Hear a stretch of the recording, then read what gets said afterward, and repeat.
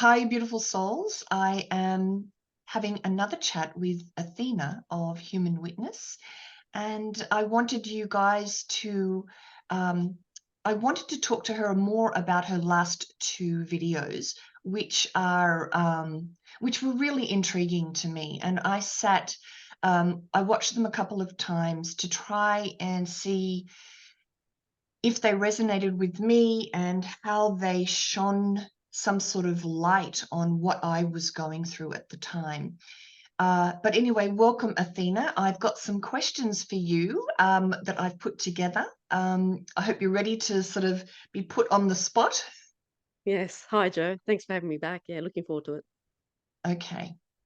So the questions, it's number part A and part B. So it's the last two. And actually, I'll put links to them underneath here.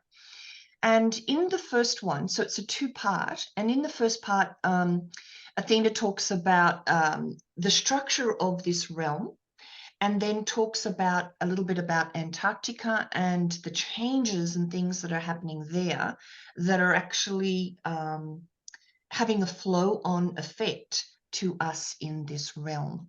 So let me open up my document.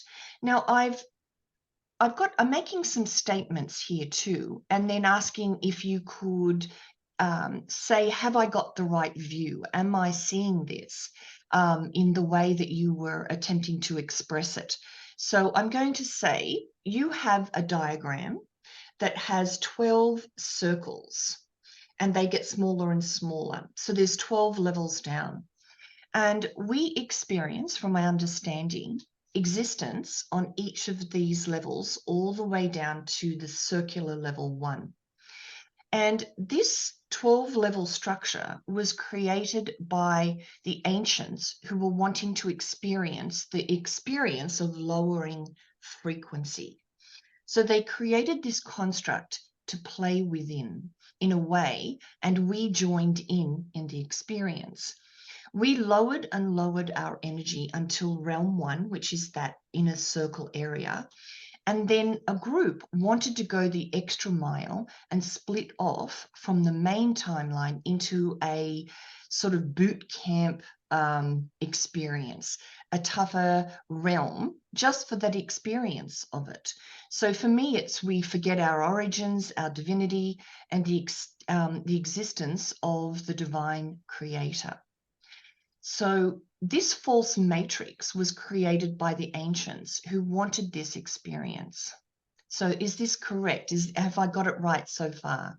Okay, so just pretty much, pretty close. The only clarifying part that I want to just say here is that in my expression, I don't use the term lower. So we're not. It's not upper 12 into number one. It's ex, the outer realm and Mm, inward. So it's more of a compressed version rather than a lower version. So I know we've got these terms of higher and lower, and the same with frequencies, and part of my communication has been to be careful with those terms because not all high frequencies are good for you. And good again being subjective, I guess, to what each person wants to experience as good. But yeah, it's the compressed expression as we go inwards. So we're going in and we're having an inner, more compressed version of experience. So yeah, not a higher or lower situation, but pretty much yeah, the rest of it is that there was that ultimate completion point arrived in round one, but then there was the possibility to explore more because and this was known. It wasn't something that was, it wasn't an argument put forward to say, oh, but we can do more and just for the sake of doing more. But the ancients knew, well, yes, that's true. They know the scope, the parameters. They knew the scope of experience that was potentially to be experienced and what had been experienced up until that point. So there was the possibility to have more. And it wasn't a band, let's just say it wasn't a break off unit of them. It was the whole same cohort, the same 12 ancients that allowed for that and then manifested it. And then what's happened within is obviously a lot of amnesia and a lot of power and control. But then there was a time point for intervention, and that's where we're at now. We've right. been here for it's been at least a few thousands of years where this intervention has been taking place, but yeah, just in a different part of that journey. Right. So I think I had said this before. It's like Russian dolls. So there's Yes. that get smaller and smaller, and the inner doll is no different or better or worse than the outer doll. It's just a That's correct. different, more Yeah. compressed, as you say. So did the ancients watch this from outside, or did they actually come in and experience the amnesia too? No, it's participate. Yeah, it's everything happens through manifest action. So again, why it's important to be very present and aware of your body and everything you do. And I guess we've heard terms like, and it's written in the Bible, right? Made in His image. That's what it means. It's the same essence, given the same powers and abilities in the manifest form, whatever form that is, in the different realms and in the different dimensions within the same realm one. So yes, they've participated. They've been here always throughout, from the beginning and to the end. Right. But they have decided to intervene now, is really the situation. Yeah, they've been intervening for a while, but this is Yep. the real crux point, really. Okay. Now, you speak about there being a frequency fence over this realm that is Earth. Now, and also that when people are connected to beings that say they're channeling or whatever, like Pleiadians or Syrians, things like that, that they're also in this um, altered universe. Yep. Now, what those guys, those beings are not under our frequency fence. So they would have, wouldn't they, some of a bit of a higher perspective of what we're going through. Yep. So they were aware of the matrix, or the matrix, so getting the terminology correct here, Yeah. when you're referring to the matrix, are you talking about what's happening under the dome or in the dome in this realm, or are you talking about the distorted universe that went the extra? It's the distorted universe because, and this is why I try to make to differentiate, because there is a perception that outside of our fence, being Antarctica, right, outside of our four corners and the four walls and this ice wall, that there is going to be all, it's all good. It's all good. Mm, It's not. It's. I mean, I'm not saying that it's going to be all bad. It's the same experience in a way, just a bigger playing field, because the artificial universe, this distorted universe.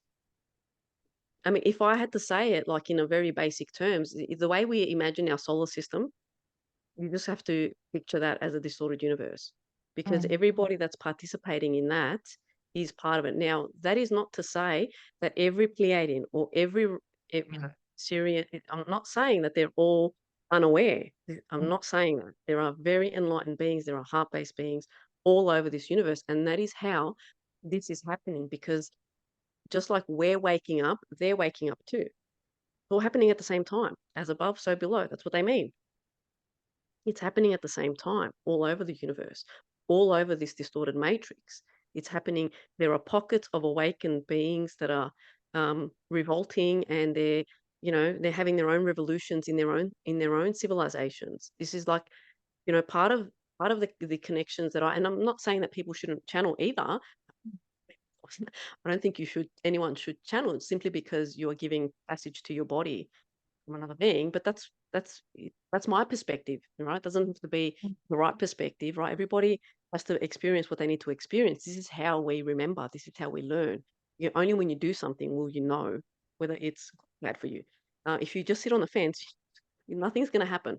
So, but my consciousness connections, which happens through my body and happens through my consciousness, I have what someone would consider to be telepathic communication or projected astral projection, where I then can also go somewhere and see places. I have had interactions with Pleiadians, and they are not distorted. They are not, and they will, if- they can.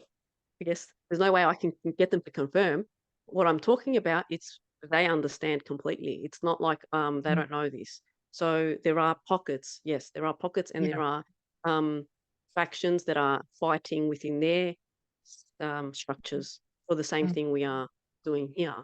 But they're very rare and few. The majority is still distorted, but yeah, it exists. So connecting in with other beings is a good thing. It's just, you just have to have discernment because that's how we learn.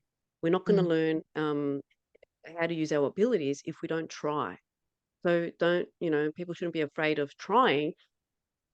We only fail when we give up, really. And if you think you've done something wrong, like you can always correct, you can always change your behavior or change your perception. So there's nothing really wrong about channeling or doing things. It's just an experience um, that I prefer not to do. Yeah. Oh, look, I suppose I'm trying to understand the difference between how we've been really sort of shut down in under this dome. Uh, and has any sort of other say solar system or star system, whatever you want to call it, been interfered with to the degree that the Earth realm has? Um, I don't know that answer. I know that we are the prized possession, so there has been a lot of, I guess, um, interference in their evolution, but in what is available, as in the power, the energy source within the human being, is there's no other competitor Mm, when it comes to that. So we this is why, like, you shouldn't compete. Don't even bother competing with anyone, because mm, you as a human being individually are just so infinite and just enormous that the entire universe is, if it's not participating in your um somehow in your journey by trying to influence it, it's watching. There's an enormous amount of spectators watching how we're going about this and, cheering us on most of the time. So, um, I have seen a lot of interference taking place in the evolutionary path of Andromedans, of Koreans, Syrians, um, and the Pleiadians. I laugh because it's almost, I would say they're probably second to humanity. It'd be the Pleiadians, how much they've been messed with. So, right.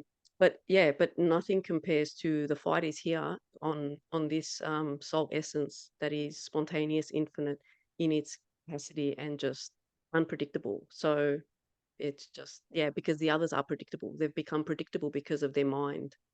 They're all mind based. No one is as heart based as humanity. And I know that there are different opinions about that. That there are more advanced beings that are more. No one. There is no one more heart based than humanity.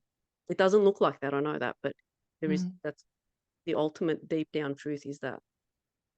Yeah, that's a concept that a lot of people have, is that we are, I mean, the word is royalty, but it's that we have something that sort of no other race or beings have, and that we are pivotal to the entire change within the altered universe, the different Yeah, universe. yeah, And do you? There is also a concept that we have 22 other nations' DNA in us. That we were not only. I know you've talked about the reptilians have. Those guys under Antarctica have genetically modified. It's just their way of. To them, it's natural. It's not natural, but it's what they do. And so they've been coordinating and doing things with our DNA specifically under this frequency dome. But the story is that the beings that are out there that are watching all of this at some point, I don't know however many millions of years ago, contributed their DNA to us. And that in a way is what makes us so unusual in mm, and so important in this as a pivotal part of this whole change that we're going through. yeah. I'm certain I've heard of a lot of that we are like we're pretty much everything, and that is, I guess, to a degree, to a degree that's true, because we are um the way I explain it is that we are the lineage of the ancestors, the ancient ancestors. So if you're a human being, right, and you're not a clone or something else, you're a human being, you have the you have a lineage that is going to originate from an original line. So that means that you are an ancient soul. And with that, whether you're, I know we use the term there are newer souls and some people that have just come in for a little while and they're going to have an easy time and they're going to go. But you've come in through a particular line that requires a specific genetic strain. I don't even know the real terms, but you would have a DNA marker. That's to say which line you're coming from. So I guess there's multiple answers to your question. Definitely, there's been a lot of interference in our genetics, and it continues to this day. And that is your air, your food, everything is trying to modify you because all the food you eat is modified. And I know a lot of people think that it's not, but it is. It's been modified. Corn has been modified from most of the food that we have is to a degree being controlled. They control the farmers. They control, what the seeds that they plant. They can't just, grow their own seeds. Because usually plants will provide you. No, they make them so that that the Mhm. crop won't yield any seed, and then you have to buy. That's how they control it. So food, Yeah. water, air, we're all being modified all the time. And it's just, increased dramatically over the last 10 years because of this amazing thing that no one can put a finger on. This amazing thing being the human spirit. And that's the same as to say nature, divine intelligence, is that's what it is. It's our infinite source essence that has its own intelligence because it's tuned to the natural frequency of the true universe. So when the true universe decides that it's enough, we're gonna stop this manipulation and we're gonna show how powerful we are. Well, over time, slowly, what happens is we adapt to these toxins, whether they're in our DNA, whether they've been implanted in our DNA, or whether they're being pumped to us through the air or whatever, we start to become resistant. And all of a sudden, the old way of influencing us has lost its power and it doesn't work anymore. So we need, the oppressors, the usurpers, they need to use different techniques and different tools, and that's why they're constantly experimenting on us. We're at mRNAs, we've got graphene coming into our blood, like all these things that are happening. We can't solve basic problems, but we can definitely get breakthrough technologies to keep experimenting on humans. So that's happening because our intelligence, our natural, organic, infinite, universal intelligence just kicks in and overrides a lot of these toxins in the air, in the foods that are trying to genetically modify us even more. Because if I'm not going to get vaccinated for anything, the last time I think I got a vaccine when I was 16 years old, um, because I was 16 years old and who knew, right? I didn't at that point in time. Um, you can't modify my genetics any other way. I'm not taking any other medications, so it's like, how are you going to do it? It's happening through the air, it's happening through the water, it's happening through the frequencies, the microwaves. We've got cell towers everywhere. Mm. Um, so Through the the chemtrail. modification, yeah, the Chemtrail. modification has been consistent. It's been constant. I mean, it's been constant, but it's been increasing. So the reptilian modification is probably a 40,000 year old journey. It's not just one or two. It's, this thing has been happening for a while. Before that, there was definitely other interferences. Um, we have a lot of interference. We have Pleiadian interferences before that. So, and people might say, well, that wasn't interference, it was a choice. Well, maybe it was, maybe it wasn't. It doesn't matter. The fact is that, like you said, we do have our DNA consists of everything in this universe because it is from the original universe, and it's ancient. So, and that's why I say you can activate the ancient in you, and Mm. we are here, we are this amazing thing because we can't really say what it is. If we just are to call it what it is we're individual universes. You have the power of the universe within you. We are here to because we were made in his image, the image being the universal being. And the power that he bestowed upon him, he bestowed upon all of us. And this is not, I'm not talking about a God thing here. I'm talking about the infinite source energy that is contained in our spirit that gives us the life that we have. We've just been um, extra programmed, extra contained to now live up to 80 years old, I guess. because any longer, maybe we'll start remembering too many things, or I don't know. I don't really go into the details of that sort of stuff. I never look for that, but maybe one day it will come to me why we're at this lifespan at the moment. But yeah, it's just this infinite universe that we all are. We're like, how many humans are living on this planet? Well, that's the possibility of universes that are going to pop and just blow this thing wide open at any point Mm, in time, and they don't know when it's going to happen. right. It's it reminds me of that science fiction show called Stargate Atlantis, because in that they actually meet the creators, and they're called the ancients. I think they call them the ancients in Okay. that All right. show. This is really interesting because I've just got it. I haven't watched it yet. I'm gonna watch it in the next week. I thought I haven't watched it yet, so I'm gonna watch it. But it's interesting you bring that up when you say that. So interesting. Well, they were advanced and they ultimately ascended, which simply is raising their spin around their atoms or whatever it was faster and Okay. faster until Yes. they get lighter and lighter. That's what. And Yeah. That's right. Yeah. yeah, so it's a fascinating soft disclosure. It's what they call soft. I've heard it called soft Yep. disclosure. So it's sort of telling us the truth about us.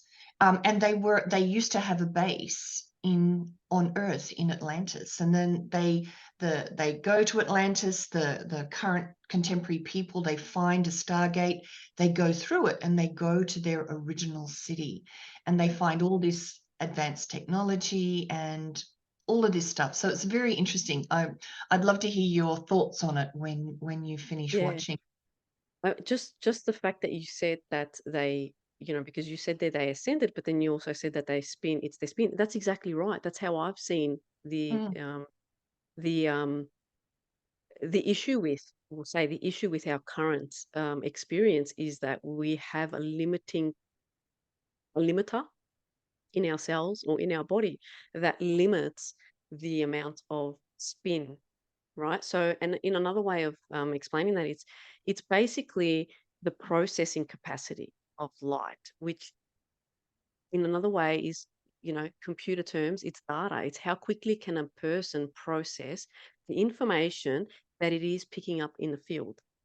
Because we live in this space, which is the universal field. And it's just the true original universe. That's where we live. On top of that, what's just happened is we've had some frequencies being, you know, toppled on top of us. Underneath it, we're still standing on the true universe, but we just can't process the information because of these frequency blockers and mm, these, limiters in our bodies and a number of other things. But it's there. Your foot is touching true universe. It's just it can't connect with it. So yeah, it is a matter of increasing your capacity to process more information, and that is essentially what psychic ability is. It's just the ability to process the light, right? Process the data in the field in a quicker way. And that's something that takes place through biology, but also intention as well. So it's a combination. Like our intention can override all biological interference, right? It just has to be pure intent and focused. If like every day we get up to go to work, if every day we got up and we thought about our biology and our limiting, if we spent, like, let's just say if we spent 8 hours focusing on this rather than on other things, it'd be easier to achieve. Now, that's not practical. I understand that, right? So we have to find a way to at least spend a few minutes a day to focus mm, on the pure intention and the things that we need to be addressing right now, like the limiting factors in our body, you know, because people are trying to get to all the way to the top. We'll use that terminology, even though I don't like using it. So I prefer the outwards. But people are trying to get to all the way to the top without trying to just take the first. Just see if you can climb the first step, right? Just try and do that, and that'll help give you one more confidence, but also two open you up to another little playing field that you haven't experienced before. So it really is like, don't try to manifest the lottery. First, try to manifest some other things like, more perception, more light, little things like that, and then you'll start to see how this field is there to support you. It's always been there. And yes, there are opposing forces, but don't give them power. You have to recognize that they're there, But then remember, the more you give them, you elevate them above your own, above yourself, that's that's a disempowering move right there. And we have to understand that we can navigate this matrix, Pleiadians and whatnot, we in it, they're all, it's our universe, it's everybody's universe, right? We can navigate it together, but at the same time, we need to be very conscious of everything that's happening, not avoiding it, not putting the blinders up and saying, "Well, this is too scary," because it's not. There is nothing scary to humans. Like, we have courage, we have such qualities, that we just think they're nothing. No, no, that's why everybody's fighting over us. It's because of those qualities that are within that give us, this infinite value compared to the material that we've been made to experience and feel like it's the all. Because that's a very limited reptilian mindset. It's not a human mindset. We don't do that. And just to touch back on those reptilians, a lot of people think, well, they're going to see lizards and stuff like that. This is not the case. They are genetically modified into the degree that they look human, and they can look human all the time. You, it's that you would look at humans and you would look at their DNA and you're, well, you're a reptilian. At this point, at this point in time, the amount of manipulation that's taken place, it's the same. It's pretty much pretty close to the same genetic makeup. So that's where the heart comes in. This is how we're going to discern. This is how we know we connect through the heart, and that's it. That's going to be the guiding light down the path that we're going. It's going to be the heart. And people can say that they're empathetic, or they can say that they're human, but if they don't behave it, it's going to be the first thing that's going to be the first clue. You can't just say you're a person who's been on this path for 40 years and you've been doing this for, and I'm not saying this personally to anybody. This is a generalization, right? Yet don't behave with empathy and compassion, because what good are those 40 years on this journey, if you're not in this current moment understanding what empathy and love is right now? That's not to say that we should take shit from anybody, but it still is. You need to understand when to apply it, and first and foremost for yourself. So there's a lot to learn, but the heart is the way through for us. Mm. It's easy for us. It's easy for us because of that. Yeah, I mean, why do we call this the reptilian brain? I mean, if Correct. anything is clue, how did we get that name? The, exactly. Yeah. Exactly. It's Yeah, so yeah, obvious, right? Yeah. yeah. I mean, as I said, there's sort of disclosure in all over this. There's truth all over the place. Okay, so I'm just going to go back to my questions.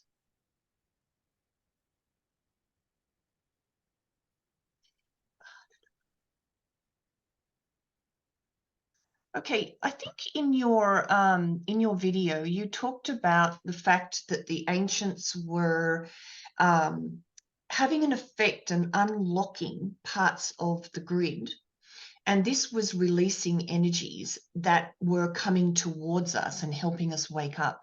So it's an internal waking up as well as an external energy coming towards us. Is that what's happening as the ancients?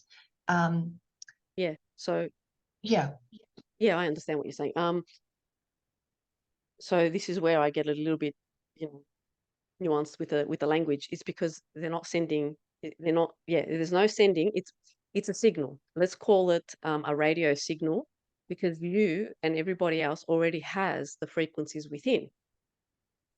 All right, we've got timelines within. We don't know when to activate what, but there are some points in time when the authority comes along and says, "Okay, right, guys, we've got trapped here a little bit. We're just going to pull a little bit of power here, and we're going to say, because we can, and we have the right to intervene here, and we're going to undo some of your distorted contracts, and maybe even some original ones, because we're calling time here." So, and then they trigger an activation within themselves of a frequency.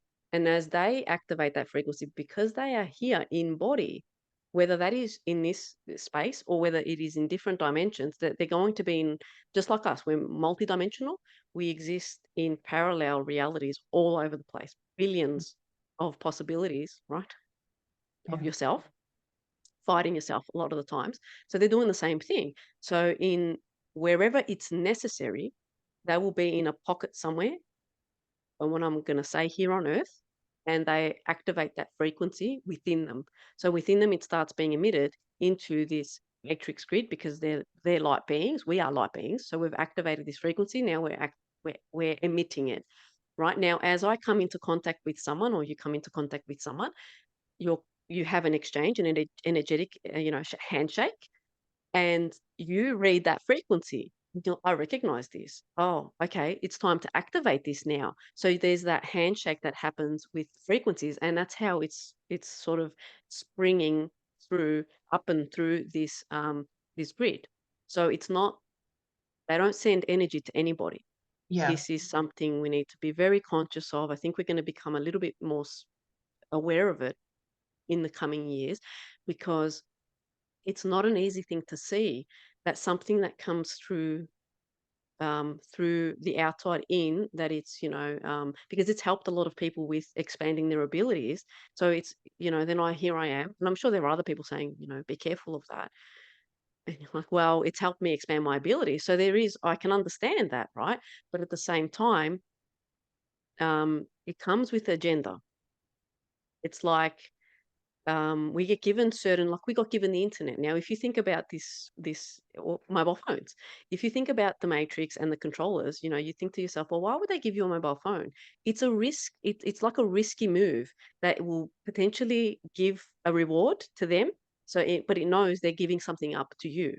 So it's like the same thing with giving access to more information, but you've opened up your crown, you've opened up your body, you've given access. So you've given access to your body to someone, right? And the other side of that is that, well, you've been enticed into, I guess, or maybe accepted it easier because there's been a benefit on your side. So there is that we've had to navigate too. And I'm not saying this because I didn't do it. I did this. I've done exactly this, right? Given over, everything to everybody to help me heal when I needed it. But yeah, these are things that we're gonna learn a lot more of, simply because the heart is gonna take over. The mind is going to be. I don't want to say it's not going to be taken over by our heart, but it's going to bring it in line. It's going to bring it in line. So the logic has sort of gotten us into trouble because it makes sense to do this, and it makes sense to do that. And when you have an exchange with another being that you've never had an exchange before, and this being is from a higher dimension, as they Mm. say, and they come with this beautiful light, and it amazes us, and we're like, wow, I've never seen anything like that. Well, a lot of the time, we're not doing it from the heart, deep within, because the heart's telling you, yes, you have felt that before. It's right here. Why can't you see that? Why are Mm. because, we have this saying here on earth that we say, all that glitters isn't gold. But for some reason, when it comes to engaging with these glittering, shining, beaming of, false light beings, we have forgotten it. And it's part of the journey. So Yeah. we have some serious, yeah, it's part of the journey. It's all stepping stones, and I don't say this with any judgment because I did the exact same thing. And even if I didn't do the exact same thing, I can see how we have to walk a path. We do have to walk a path to understand certain things. Um, but it's also part of our agreement of doing these things so that we can experience them for the universal experience, regardless, for the whole. So we've got these ancients that are here now saying, they don't interfere with everything. They still allow, because it's still an allowable experience. Like, they're not here to police. It's just key triggering events to remove deep interference, so that when um, the heart the heart calling opens, like the heart opens, because of what the stage of the timeline that we're on, people will be able to hear it, and it will be individual choice, not because you're stuck in 6,000 years of program because of your lineage, because that's what's happened, probably more than 6,000 years. So I'm not sure if I answered your question. I think I rambled there. I can't remember if you have either, but look, we knew this was going to be and we didn't know how this was going to unfold. So bear with us. I'm just finding my way through this information and throwing questions at Athena. So let's just go with the flow. It's a So good choice. hopefully we'll spark some thoughts and spark some Yeah, contemplation. And that's really my main aim in yeah, having a discussion with you, because I mean, when you said, there are people who've been on a spiritual journey for 40 years that need to sort of drop some of their closely held beliefs, I thought about myself, and I thought, my healing practice is to help people see their programs, but really the program within this life, in how they see themselves and how they see the world and what they can achieve or not achieve, and if they're good or they're bad. But I think what you're saying is that it's that program is quite extensive in lots of different areas, including our spiritual perspective. And it's really important to sort of put it all down occasionally and step out and look at it from that external um, perspective. Because I always say the more that I know, the less I know. It's for me, it's important to be really sort of open-minded and not in a way form an opinion, but yeah, more check on in the heart. But I do want to talk about my experience with the grid, because I think one of the things I thought was that uh, not that it was intentional, but maybe it's just my perspective, is that the grid is something that I don't believe the grid is inherently bad or evil or wrong. It is a structure that has been manipulated according to the beings that know how to manipulate it. And that part of the stepping into our power is understanding that we too have an influence on that, and that we program it when we understand and remember who we are. And in fact, when you were saying that we become our own creators, we become like a point zero or a God creator of our own realities at some point.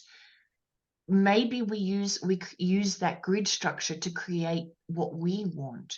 And it's not to be, I suppose I wanted people to not be afraid of it, but to engage it, to yeah, to um, not hold it at bay because it's a bit, you have to be wary of it, but really step into your power and command it that's right. as you are the creator in your life. Yeah, I agree. Yeah, with everything, Joe. Um, and I guess it's good to have these conversations because after a certain time of doing, stepping into some of this power, you do lose, the fear component completely. So the engagement with everything and everything, it's completely different. So, and I mean, I want to keep my understanding to that present.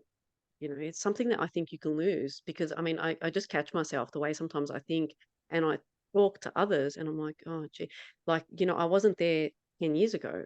I'm in this space now where I see things and I engage with them. I don't care if they're black or white. I don't care if they're red. I don't care. The color doesn't matter, as in, like, is it dark or is it of the dark or is it of the light? Because that's still coming from a misplaced understanding of power being, I mean, I shouldn't even say the word power. I mean, by when I say power, I mean universal essence, because that's what it is. So, um, the fear is something that we really have to drop of engaging with anybody because it will limit your capacity to do anything.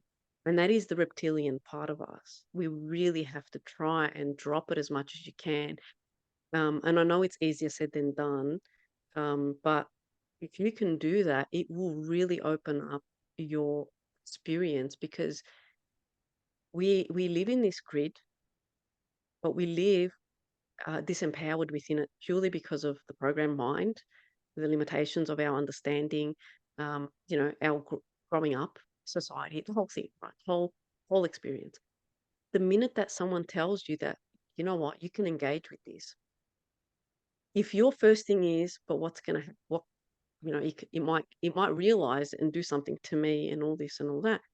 Mm. you know, that really limits your experience, because then you've got a being who potentially believes that they could do something about it, but at this, you know, at that point in time is going to really shut down because of the fear. And it really is sad, because that's like the real big precipice point that that being is about to cross, just embodying that understanding of their power. You can influence your experience, being the grid itself. So you're not going to, you know, you're not going to influence someone else's experience. That's a really misguided, you know, process, mind thought, to even think that that can happen. But you can do that for yourself. And as you do that for yourself, you change your experience. So you are affecting the grid. The the way we engage with it needs to change, simply because you have the power, it doesn't. It takes power off you. The grid is a structure, like you said. It's nothing. In a way, you can step out of that structure. It's just like a building, you know. We can look at buildings and what people do in them. Some people do good things, some people do bad things. Is it the building at fault? Not, right? It's whoever's in it and occupying it and doing what they want with it. So the same with this grid. We can completely step out of it. But like I said before, this is the key thing. We have to take a step up so that we can understand one little bit of our abilities, and then we can go to the next one and the next one. I think we're trying to get from inside the grid to outside the grid just like that. And that's where the challenge is. If we can just start having the courage to engage with everything and everyone.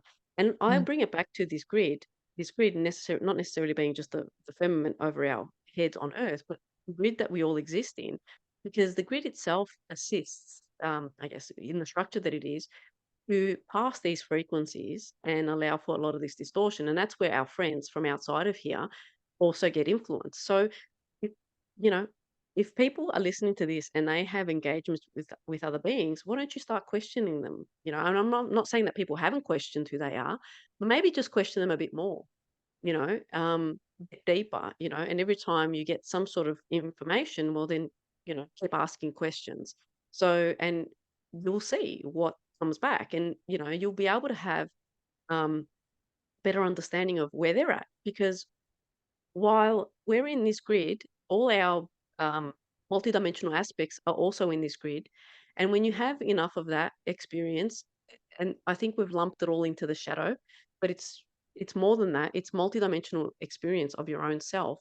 You'll see potentially, if you're willing to go there, that you have Pleiadian aspects, you have Andromedan aspects, you have Syrian aspects, you know, and some of them are living a good life, but some of them are doing some really nasty stuff. And you know, those nasty ones are messing with you here because they know that they can, because they know the nature of this reality, right? And they take advantage of that vulnerability. And this is where we sabotage ourselves. It's not just here when we do things, you know, when you sabotage your life here, but it's happening across the board because we are multidimensional, right? So I think we need to drop the fear as quickly as possible and start asking questions and engaging with this grid, the AI, everybody, you know, whoever comes to you and shouldn't be there, you know, yeah, one, you can kick them out straight away, of course, do that, right? But why don't you ask them who they are? Where do they come from? Why are they here to bother you?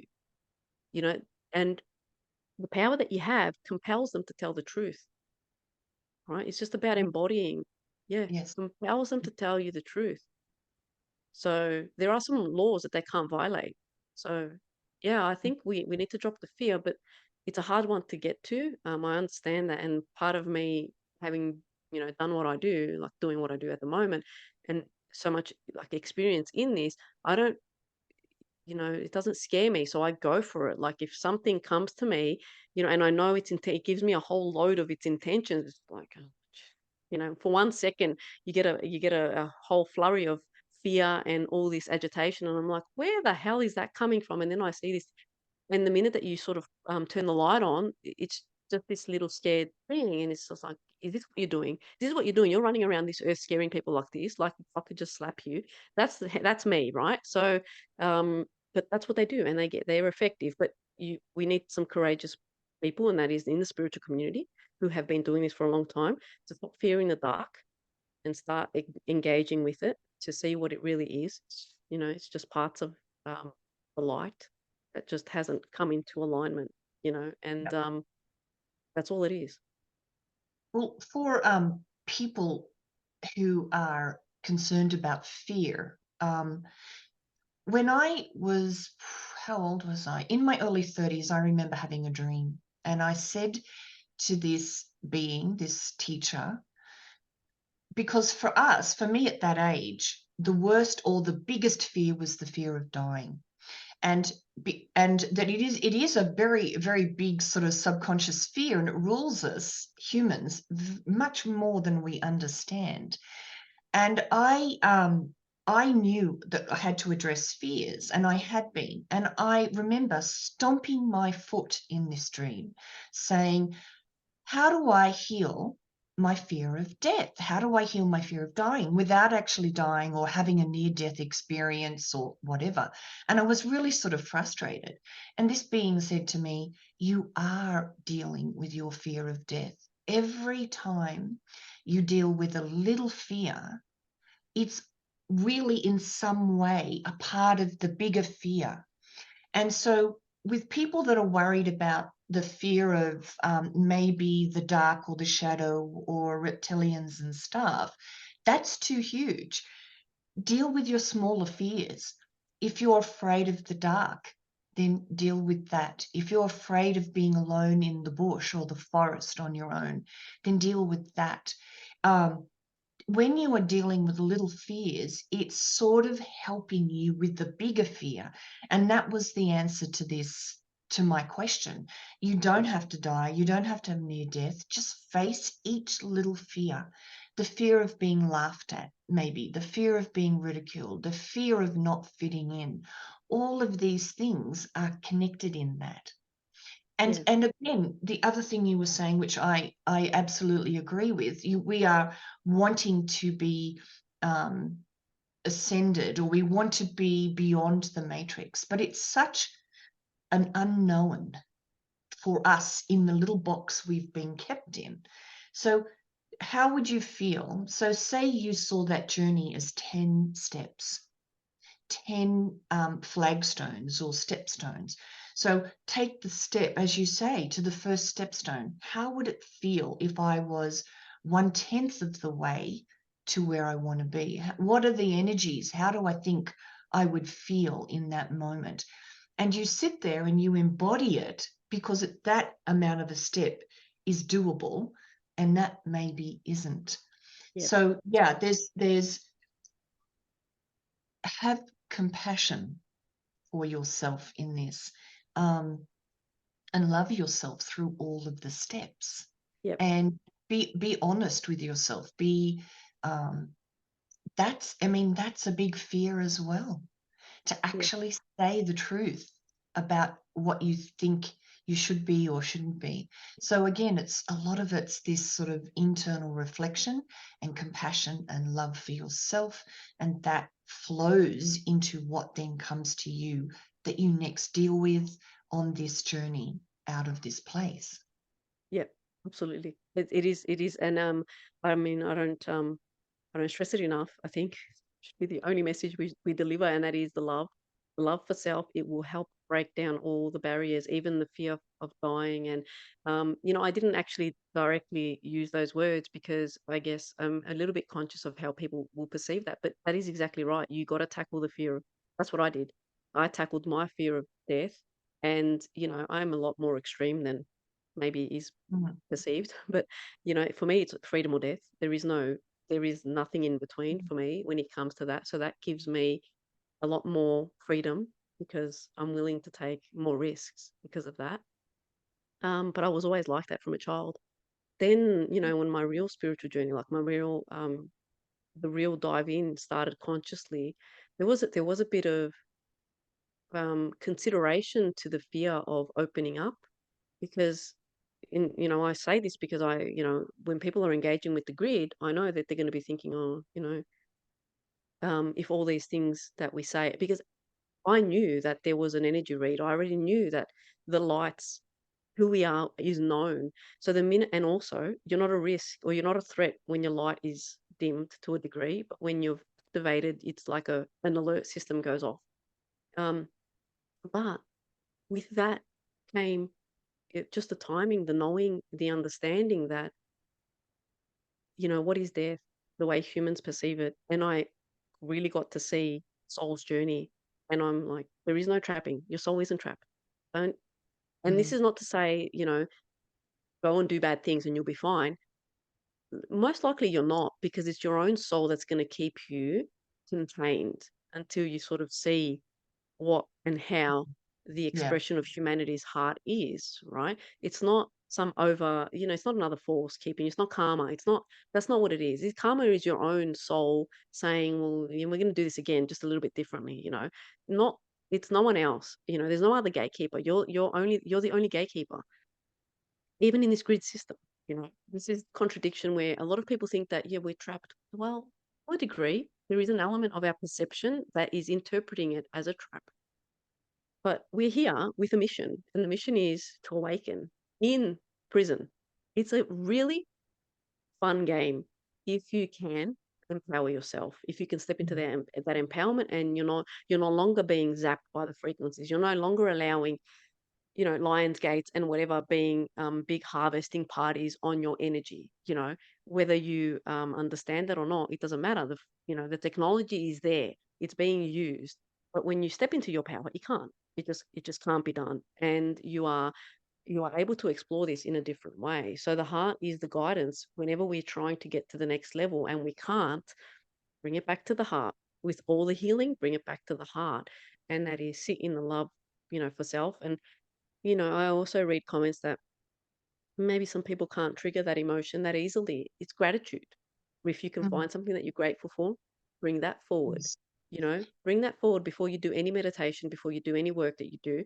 Yes. Sit for a minute. Just try to remember that time and activate that feeling, and then start doing your meditation. And then you'll see different things are going to come to you straight away. You don't have to spend hours trying to do something. And I do that as well when I have a block. I wouldn't say a block, but when I have a little bit of a harder time getting into the deep layers, I remember that you're being too pushy. I say to myself, like, you've got to give yourself an easier time, and that is just sit and do something joyful, or just sit with yourself and bring in a memory of a good time, gratitude or love, and then that's it. That straight away I get to see through my programmed mind sort of shuts off, because you can't deal with the heart. It's almost like it runs screaming away from anything that is heart based. So yeah, it's all to do with the heart, and heart will, the love is contrast to fear. So the minute that you activate the love within, you can look at things differently. That is not to say that there isn't a need for fear. Going to just a little bit nuance this a little bit, because it's our capacity to process it. We still live in this grid, and there are some human, reptilian human situations that we face. So we do have, you can't just walk onto the middle of the road.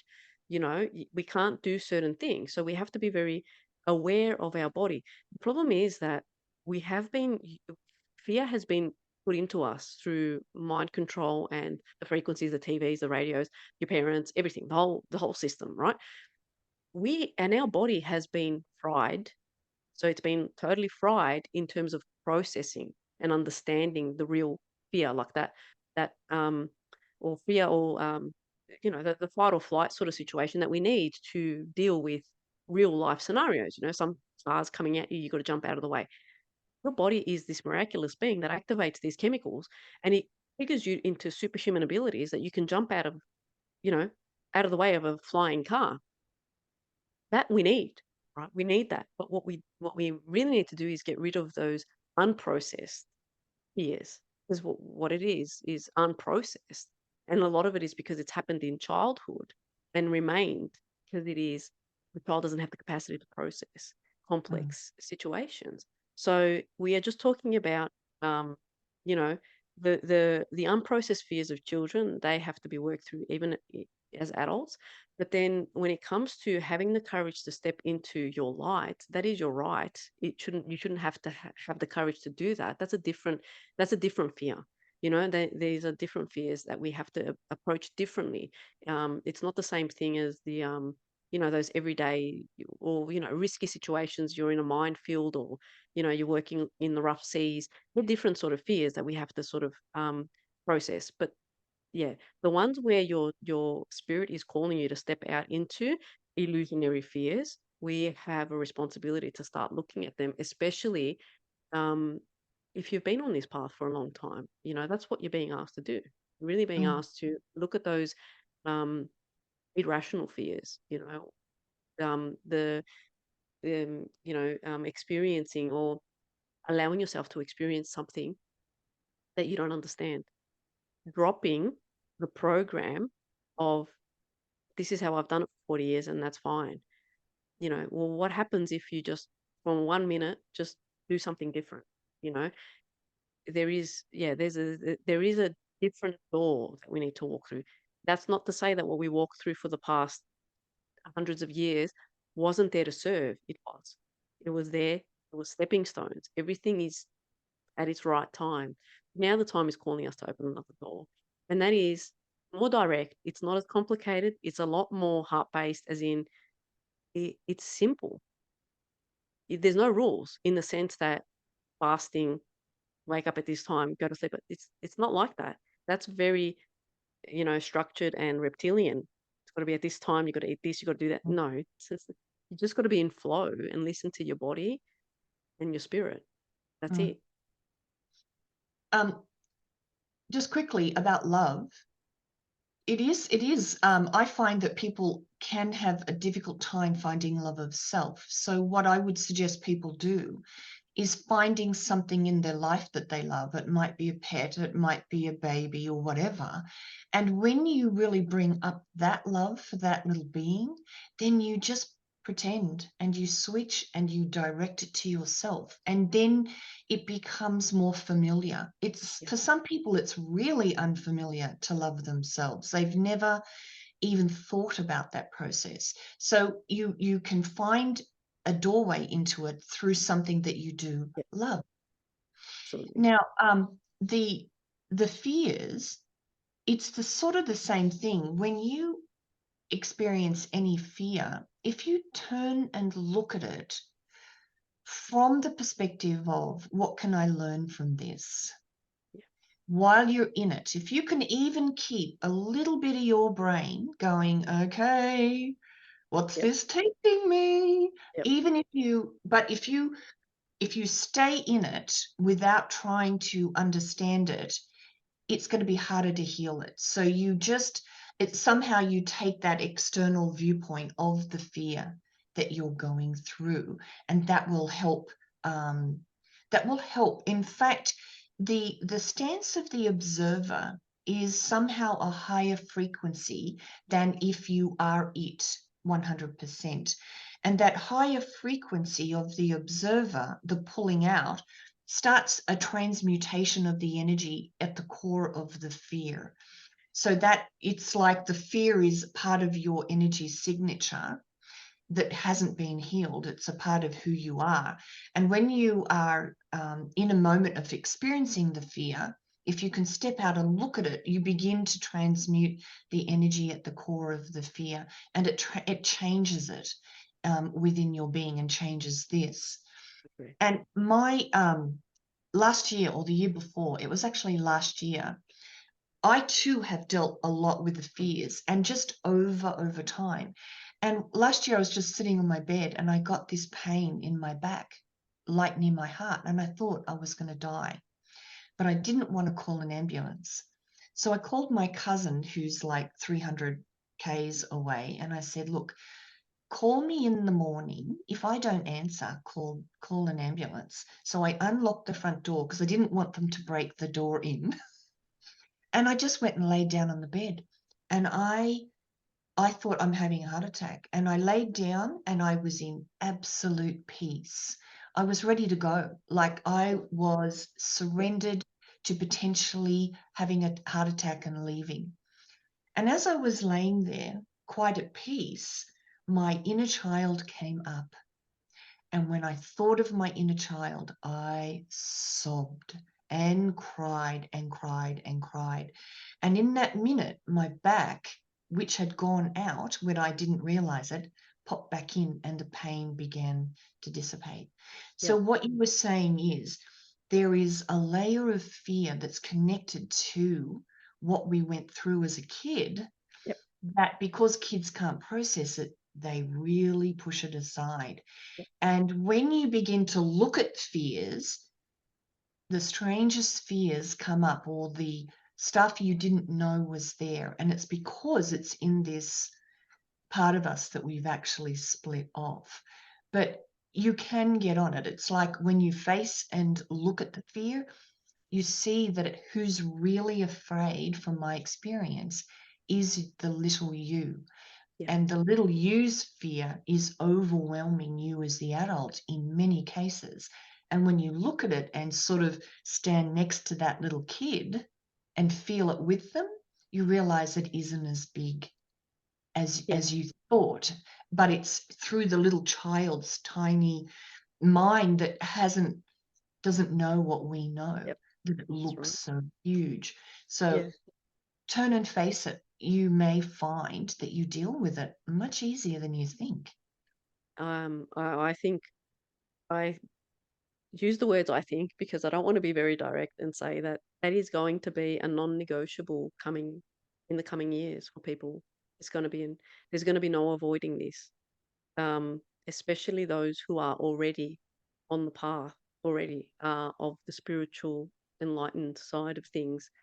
Um, it's that understanding that your body, it's happening on many levels, right? But if we are to look at it from a cellular level, and we'll take it back to the spinning, so there's a lot more spin, okay? And that's where people say, well, we'll get lighter in density, we won't be as dense because we're spinning faster, and it's um, the matter, I guess we can use that term, changes. Our body structure will change internally, not necessarily externally straight away.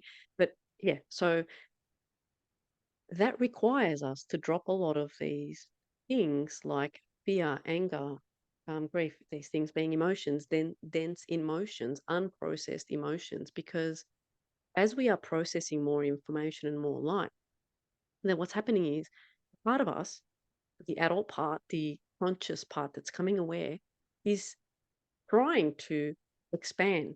It's trying to expand, but it's also allowing for this other part of us that's in our body, it's our density in our body, that isn't dropping that easily. So, what's coming is these inner child moments. Well, I mean, I shouldn't say inner child because I see the inner child as the innocence.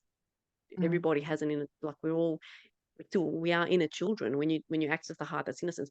What I'm talking, when I'm assuming what you're talking about as well, is the younger child, the the younger self that had to live through this world in this way and could not process. It's not possible to process. So depending on even the greatest childhood, if you told the child off, if you yelled at a child or raised your voice, if you communicated it to it while you were stressed, they're sponges. They're the ultimate human. They're the ultimate human. They can process on so many levels, right? Um, they're just in a vulnerable state because of the way this journey goes. So, but processing of the fears is not easy for them because fear is foreign. It's a foreign concept. And then as fear takes hold and they start to then we start to then observe the outside world and realize, well, we're bottling everything up. That's what everybody does. So let's just bottle it up. And then we get to a point by the time we're 10, we've bottled fears, but then after that, it's going to start to turn into anger. So then we've It, got 10, yeah, it it's starts to laid turn up into, over yeah, that child. yeah, Mm. correct. Yeah. So up until 10, everything's being processed as a fear, but then after that there's an anger that's coming through because of the world. And, but we might not be conscious of it. That's what fear does. Fear does this, right? So this is something that's going to have to be addressed, and it doesn't mean it's going to be hard and difficult. It's part of our journey. Still, I still get um, just memories, and they just come in just so brilliantly to remind me, hey, do you remember this time when you were, 4 years old? And I was like, oh, geez, where'd you come from? But it came from the need for me to now recognize it, process it, because I'm expanding, right? And with the expansion, comes more expansion. But before you can access the more expansion at that already expanded state that you already are, there's a level that you have to drop again, right? So every time we awaken to a degree, we get more understanding, and then we start getting into the deeper layers of the subconscious mind. We get into the deeper fears. We get into the really suppressed memories, right? And then we have another expansion because we did that, and then we get into deeper, deeper, deeper ones. So, and this is not to say for people to be discouraged, because it's an amazing journey when you can get past the first few times of having to do this. I mean, I never see it as a bad thing. Whenever a memory comes up, it's like, okay, do I need to sit with this a bit more? Or can I just let it go? And I'll know just by my own ability Mm. to know these things. And I'll know, I'll have to look into this and honor it and give it a bit more time. Sit down and actually have a good dive into it, and let my little self out to see, Mm. it's not all bad. Yeah. But it is stuck in a state of this is still bad. So we have little aches and pains in our body. If they are persistent, there is potentially an adult self with unprocessed emotions. They're stuck in that position, or most likely it's going to be a younger self that Mm. hasn't processed those emotions. And you can instantly release your physical suffering when you do this instantly. Yeah, we get more proficient at the process. You Yep. get to understand the flow, ebb and flow of the energy in your system, and Yep. it's the self-awareness process. Yeah. Very, it's very important. It's very, very Yep. important. Yep. Okay, so let me go and have a look at some next questions. Is our heart space connected to who we are outside the matrix or the grid, to the true timeline? Or do we must exist in the true timeline? We're just having an experience here. So when we are connecting to our heart, are we connecting to the true timeline? Yes. Yes, you want to be connecting to your heart, because that's where the true universal frequency is. And that's why I say when you connect in there, you will be able to activate why I said when you can connect into your heart, you'll be able to access that frequency of the true universe, with what I call love, but it is light, right? It's the ultimate expression of it. And that way no one can fool you when they come to you with the false love and false light, because you've already got a read of that frequency. Right? So Mm. it's like, no, I know what real love is. This isn't it. You're a fake Michael, you're a fake this, and why are you even here? So yes, we access the true universe through our hearts. Um, we just have to be conscious of who have we given access to our hearts, and who's in there at the moment, if anybody. So that's another journey as well. That's another part of the learning. Um, yeah. Yeah. Okay. Well, I wrote a comment too here on what when you were talking, and I said it's like we're in a no-win escape room, and the ancients are finally in assisting us in dismantling that escape room. Yeah. Do Yeah. you know what an escape room is, Yeah. don't you? Yeah, Yeah. and it's a no-win. Yeah, that's right. It's a no-win. So there, yeah. Yeah. Okay. All right. So that was this video A. So now we get into video B, part B.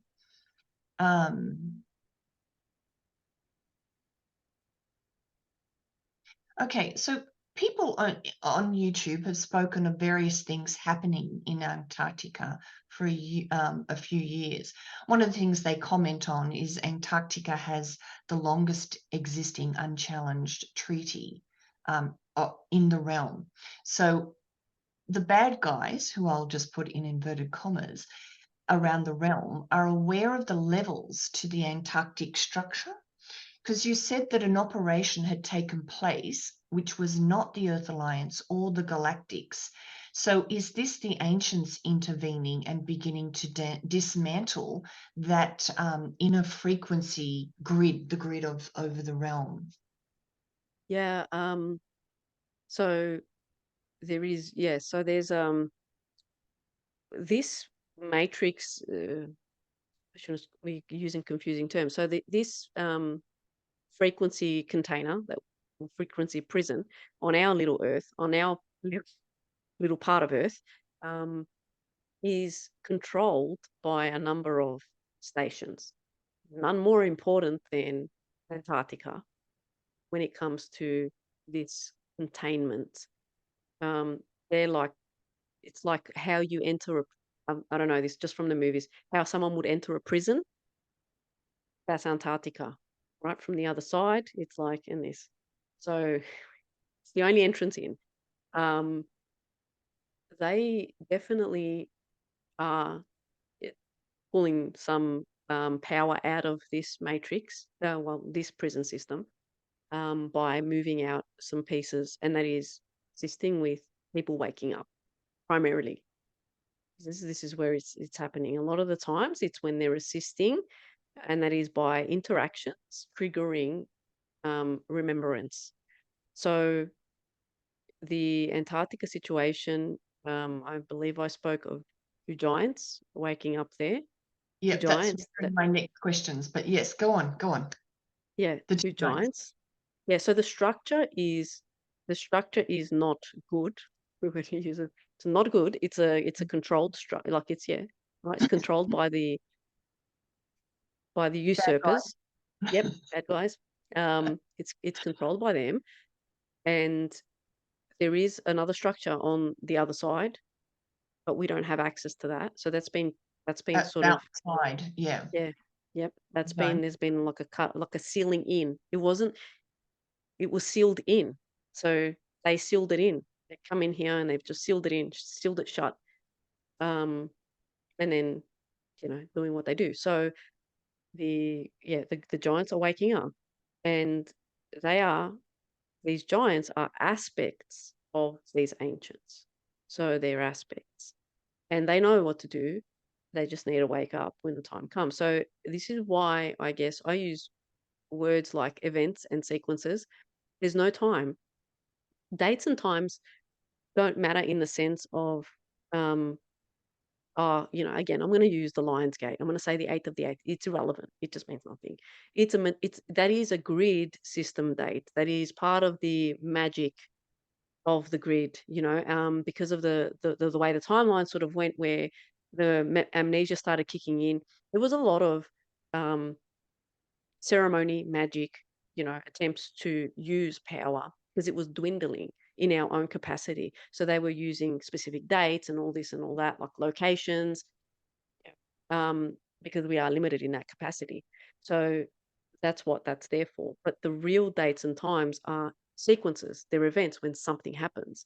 And it's a particular reason why I use dates and times, because we'll come to a point, right, maybe a few years down the track, where history books will have dates and times like this, not what's written now, because it's all Mm. rubbish in terms of what's in our explaining what our human journey's been like. Um, so the dates and times are the sequences of events that have taken place where ancients have done something, but it's not just ancients, it's all of us. All of us are triggering something because it's within our destined intuition. It's part of our soul path, and we know where to be and what to do and what to say at the right time, because we hear the call, we hear the frequency. you know we operate on the true universal frequency as well. As much as there is like I said before, our feet are planted on this frequency of the true universe. Not all of us understand it.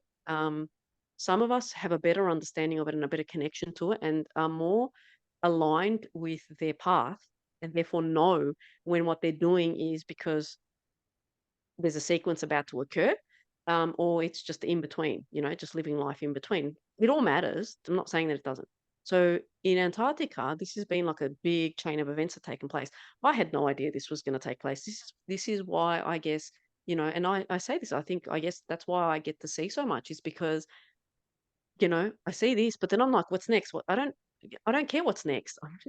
I'm just like, I just want to make do with my life, observe what I need to observe, participate in what I need to participate. And the rest of it is like, I can spend my entire life trying to dive into details that are, like we talked about before we came online, distractions, because they're not for me to know.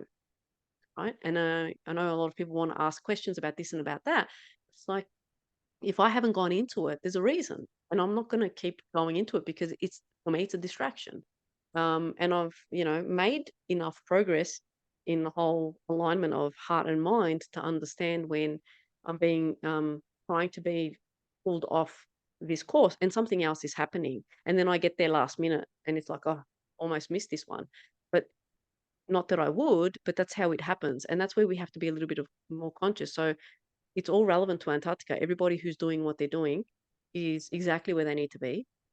These Mm, bases and the stuff that's happening and the ancients that are waking up, you know, it triggers an awakening within us because if we've got aspects of the ancients, and when I just say that, I'm talking about them at the like the 12, but there's millions because of the lineage, right? So that we're all the lineage, right? Depending on where you are on that path and you know what your choice, because it is a choice, what you chose to do in this life experience, you will be guided to do certain things or to know certain things. I would say I've lost track of the dates right now because there's been so many.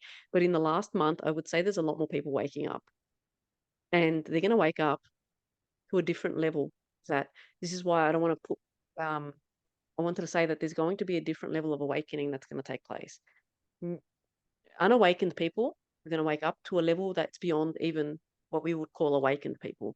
It's just going to happen like that. They're just going to be right there, right. They're going to know what they're doing straight away. And that is all part of it. Because a mm, lot of this comes, this Antarctica base, the experimentation, the control, the access that they had into our, because it's a neural network, into our brain, right? The mind control. mm, A lot of us have had to come in disguised to a degree, lights turned off completely, and activated just at the last minute because of that influence, because of that interference that can take place. And like I said, this is not going off track. This is ending. And for that to happen, there are some very, very strong fail safes that have been put in place. And a lot of that is a dumbed down, unaware human race until the key yes. point.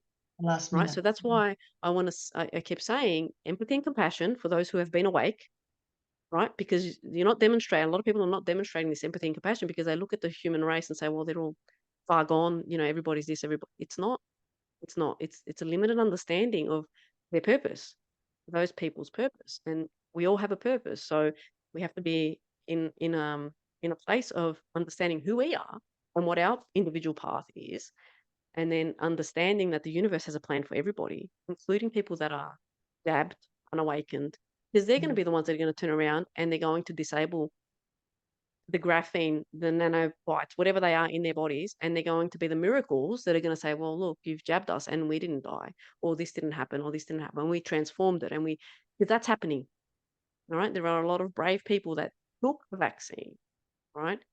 Because they knew that their body could handle it. There are, mm, right? And they knew that they would be able to um, alter it. So this is, it takes a lot of brave people in the entire universe. We don't have to be able to understand everybody's actions, but at the same time, we don't have to judge it either. So, um, yeah, Antarctica is important. It's a mind control base. The giants are waking up. It's all triggering a massive awakening. Yeah, got them rattled. yeah. Again, I think it reminds me of Minority Report with Tom Cruise because they have four precogs in a big pool and they're in sort of a stasis and they're utilizing their brain power through a machine to predict and crimes that are actually going to happen. So it reminds me of the giants, and because they're all in stasis, and you said their consciousness or their energies are used to power the hmm what's going on It's here.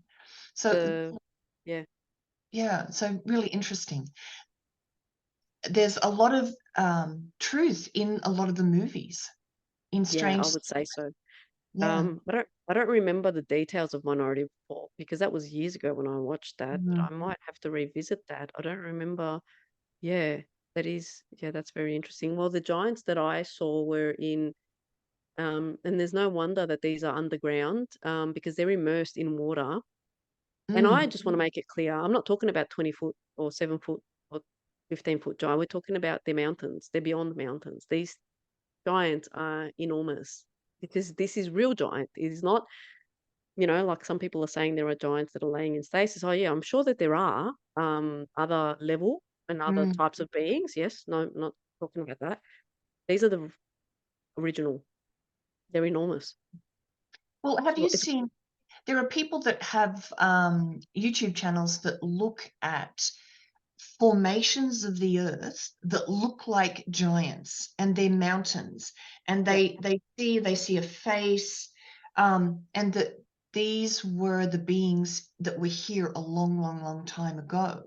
um, and that's the yeah. size of the giants that you're talking about. Yeah, That's they're enormous. Yeah, they're enormous. They'd stand in the sea and their heads would be well above. And yeah. we know nothing about the sea. Why don't we know it? Or we talked about Antarctica, right? We know nothing about Antarctica.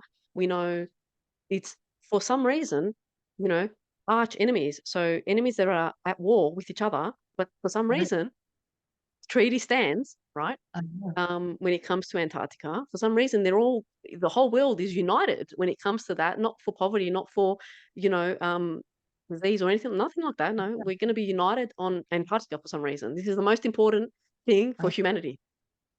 It doesn't make any sense, right? So, yeah, and we know nothing about the sea. We know nothing about the sea, mm, a deep sea, nothing. So there's a lot mm, there. And,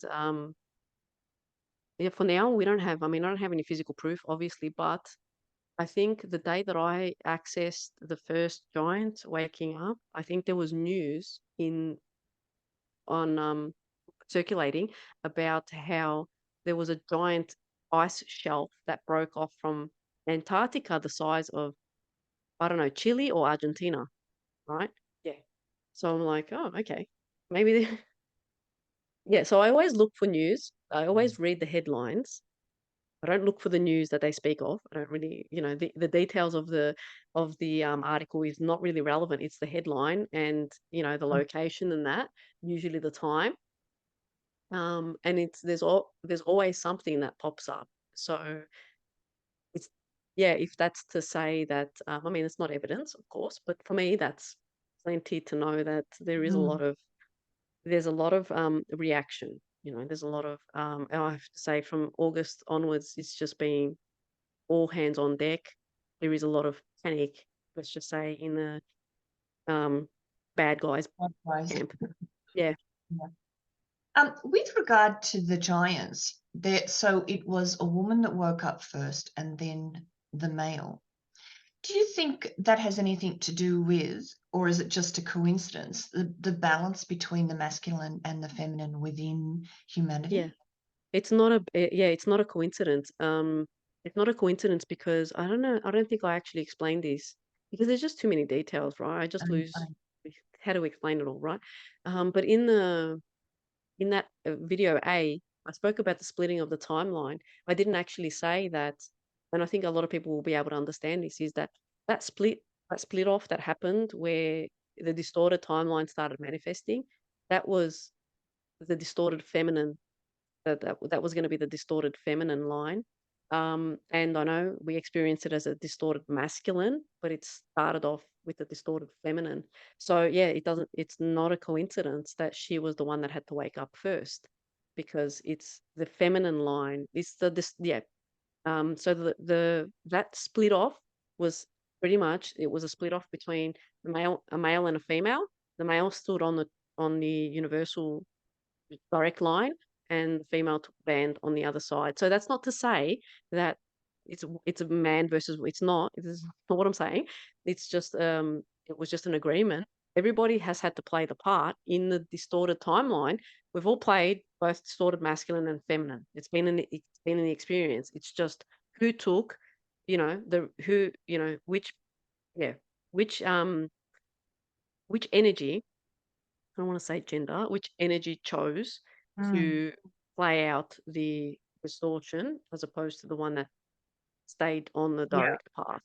That's all it yeah, is. So there is no coincidence that it was the feminine that woke up first, but everyone has to wake up regardless. yeah. Well, my understanding is that it's not just within the realm that there's that.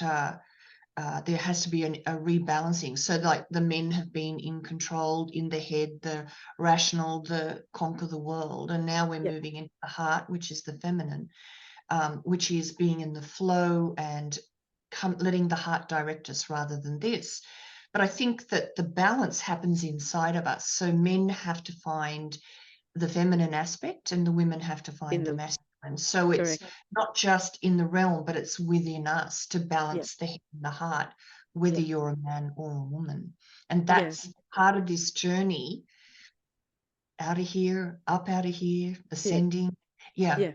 that's part of it. It's the journey to self, the journey to full self. And that is, I know we use terms like the heart and the mind as if to say, well, the masculines are more mind based and the Mm, feminines are more heart based. But um, yeah, but in essence, it's, you know, in a way, you could just look at it as nurturing, right? Because we all are nurturers. Males are nurturers, right? We need to nurture ourselves, right? And then you've got, you know, action based. So it's not that creative is a feminine attribute. It's not. It's creativity is both masculine and feminine. It's they're both, you know, in line. So is intuition. It's just those aspects of gentleness and nurturing and the contrast, which is, you know, the action and go getter and um, you know, just moving. So the, you need both. People need to understand that there's no stepping into just your feminine. No, you need to step into both because this world requires you to take action. You can't be in your intuition only. You can, of course, absolutely. Go ahead, stay there. You know, you can do that. But practicality, this this pathway out, and that is with your full self. You cannot go out without your full self. That's why even the inner child, the younger self, you have to collect all your bits that you've scattered, right? mm, You even your the masculine part of you, if you're a female, that you know, no, no, that's too masculine. Says who? You have to pull it back. So your action, your drive, all that comes from your completeness. You know, you have a masculine quality because you need it in this world. This is yeah, why you have it. And um, you know, devaluing that, it's a lesson. You're going to have to step into that masculine again. You're not going to be able to, you know, just say, no, I'm going to leave as a fairy, sorry, as a, I'm going to leave as an etheric energy being. No, you're gonna leave with your physical body. You have to understand the physical, practical reality, and that is your masculine and feminine sides, your adult and your child, whole thing. It's just everything, right? Light and dark. It's an understanding of the contrast of this experience and the combining it all together, merging it, integrating it, and recognizing that it's all you. It's always all been. It's been all of us, right? So there is an you know we've said that this is a distorted masculine experience, and then the feminine had to stand up. But it started with a distorted feminine experience, and that's why the masculine became distorted too, and mhm, that's why we have this whole identity politics playing out. And but it's a really swinging. It's a real swing that goes extreme one side to the other side, and we're going to get to the middle. We're getting there, but it's yeah. You can't just have one distorted and the other not distorted. The nature of this, the balancing act of this energy works in different ways. You've got one distorted, you're going to have the other one distorted. How extreme the other one is distorted, then you're going to get the same on the other side. So we've seen it all. It's all played out. But you're right. We're coming. Both men and women are coming back into the center point and the heart, and it's the easiest time to do it right now, even though it does seem like a very chaotic world. It's because of that chaos that we can now really go in.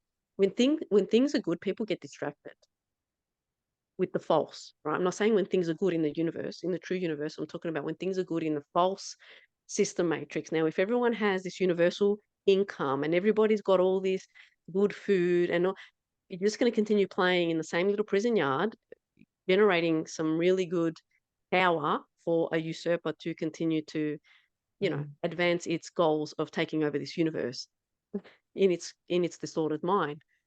So, we had to sort of get a bit um the part within us had to trigger to show us that if even if you had all the money, even if you had all the resources, you're still in this playground that you need to find your way out of.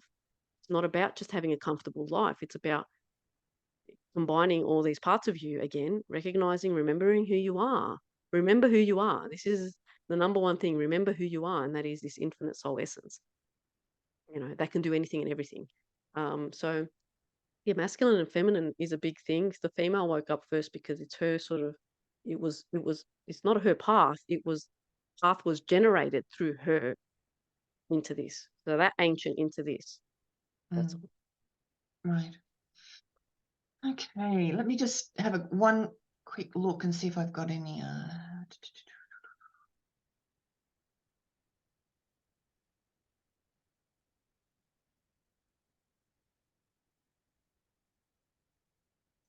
You mentioned the soul star being activated. Could you comment on your understanding of the soul star?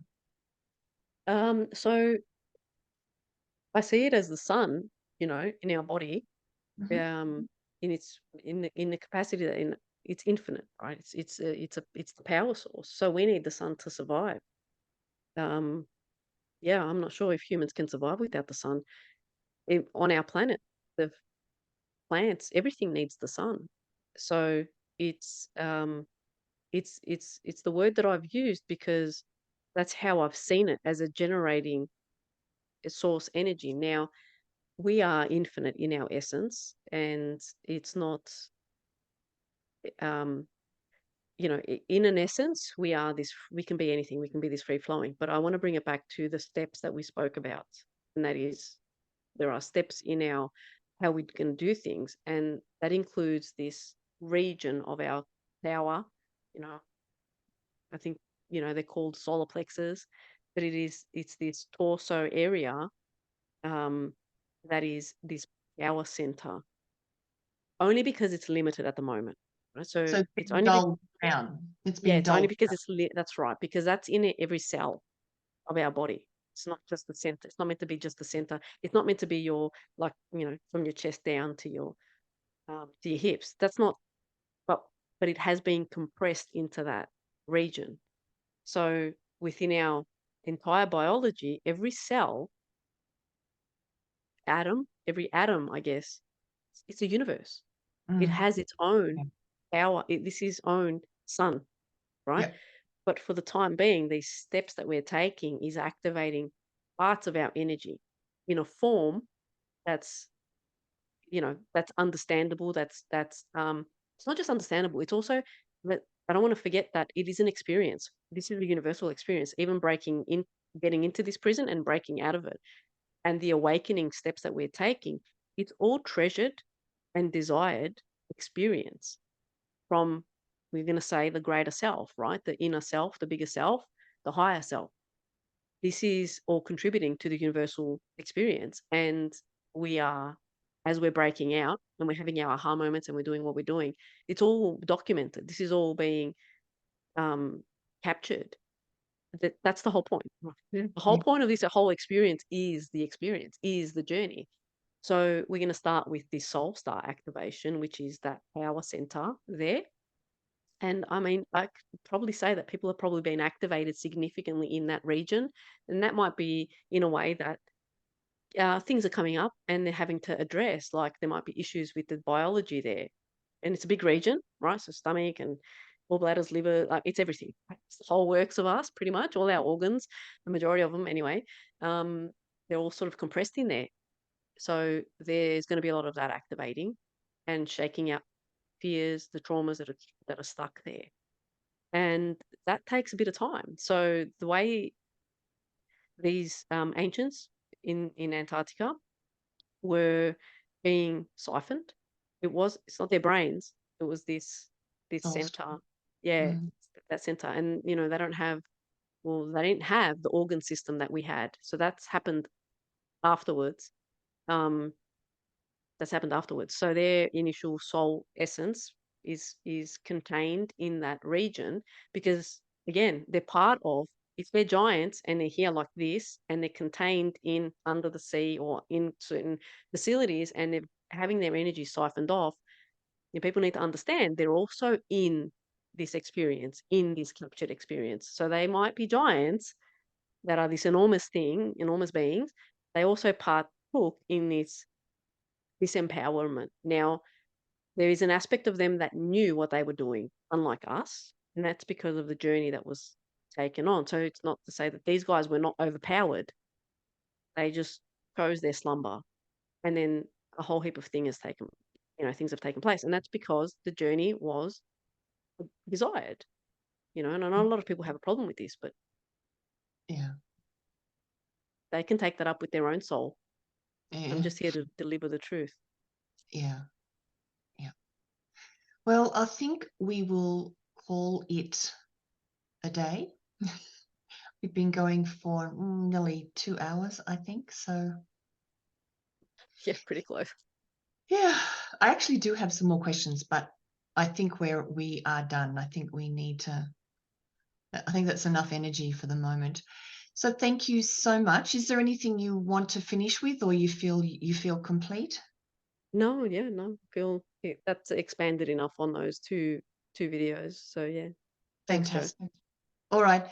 Thanks so much, Athena, and bye everybody. And I'll put the link to the 2 videos in the description. Bye. Bye.